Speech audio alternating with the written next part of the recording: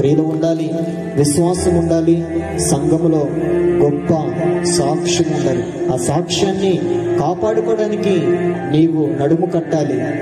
అలా నోహు గారు అనేకులకి తెలియజేశాడు, దేవుని రాకడ రాబోతుంది, దేవుడి ప్రాంతాన్ని నాశనము చేయాలని చూస్తున్నాడు.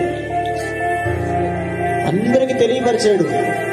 నోవహు తాత ఏంటి, జలప్రళయం రావడం ఏంటి, మేమందరము కూడా అసలు ఏనాడే వర్షము రాదే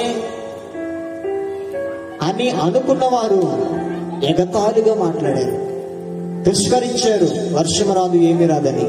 కానీ నోవహు గారు తనని, తన కుటుంబాన్ని కాపాడుకున్నాడు. హల్లెలూయా.